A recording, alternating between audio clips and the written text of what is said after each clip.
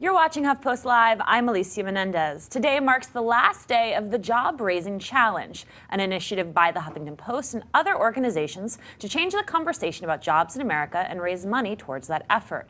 So far, nearly $1 million have been raised, and 75 nonprofits have submitted ideas on how to end the job crisis in America. Joining us to tell us more about the JobRaising Challenge is the one and only Daniel Koh, Chief of Staff to our founder, Arianna Huffington. Great to have you here. So glad to be back. So for people who don't know about the challenge, just break it down very quickly. Sure, absolutely. It's an initiative with the Huffington Post, Skoll Foundation, and CrowdRise to help job-related nonprofits gain resources and gain attention. So we had 217 nonprofits from 31 states and 110 cities apply. Wow.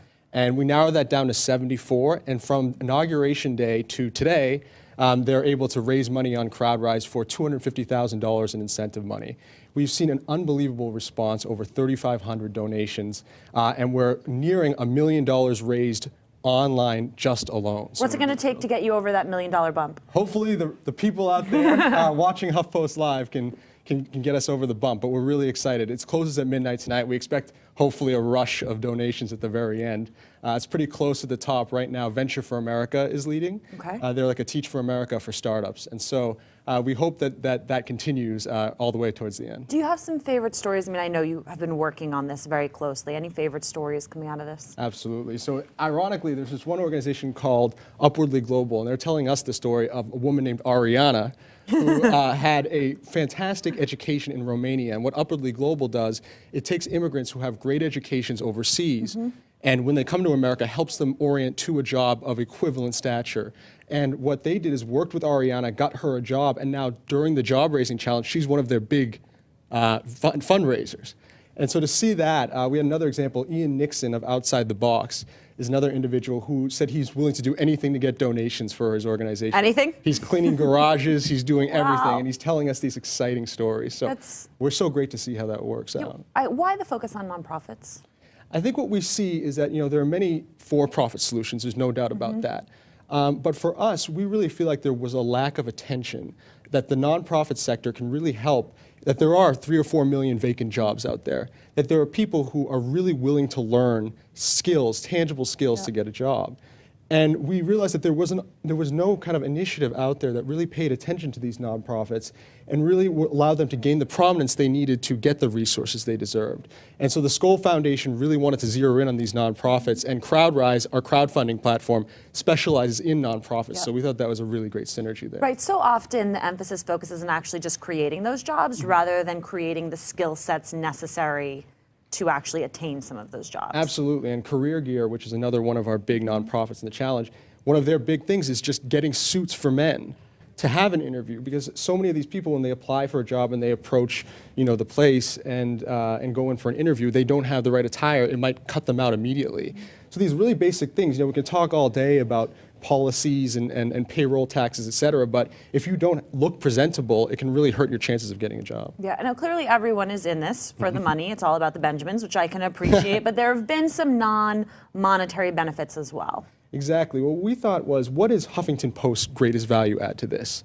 Yes, we can help people get money, but really our media platform, 50 million unique visitors a month, is really what sets us apart. So we had a number of different incentives based on the Kickstarter model of, if you raise over $5,000, we'll tweet about you through HuffPost Maine. If you raise $25,000, there'll be other incentives. $40,000, you'll get a chance to have a front page blog on HuffPost. And we really saw that people responded to that because it was, we would have to pay so much money to get this kind of exposure. So if we're already raising money and we have these incentives, what a great way to kind of combine these two things. Having been retweeted by the main Huffington Post Twitter account, I can tell you that it actually has shocking reach. Now, I want to ask you, there have been many challenges along the way. What are those? So we really tried to make it fun.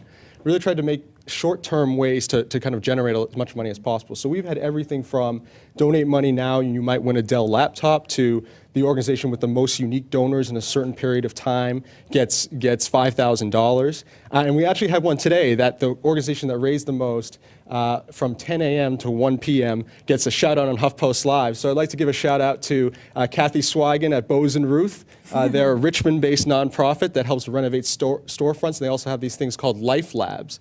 that are social enterprises to help train people in jobs. They raised over $1,000 today in a small period of time, and they get their shout out. So. What do you say to the people who look at an effort like this and say, that's very cute, Daniel, that you're trying to dabble in the world of jobs, but this is small potatoes given the size and scope of our challenges? It's a great question, and I get it a lot. And we really see this as we can use this microcosm of our job raising challenge at HuffPost as a metaphor for what we can do as a people, even without the government. So some person donating $5, $10 in our challenge, which happens all the time, that alone, is that going to move the needle overall in this challenge? No. But we've seen 80% of our donations under $100, and we've raised over $1 million. So if we can do that in our example, and other corporations, media organizations, whatever, follow suit, hundreds follow suit, that's hundreds of millions of dollars, and that definitely moves the needle. Yeah, absolutely. So tell me, if someone, we have a large viewership here, Yeah. if someone is watching and they want to learn more, they want to become involved, how can they do that? They can go to JobRaising.com. They can read all about the different nonprofits. They all have videos that tell their stories in an extremely compelling way. They can share that website with their friends as much as they can. And then also on the HuffPost homepage, we have testimonials and really compelling blogs from people who have benefited from these organizations that I think really move people at a deep level. All right, we're going to make sure that all of those things are in the resource well below, so be sure to take a look.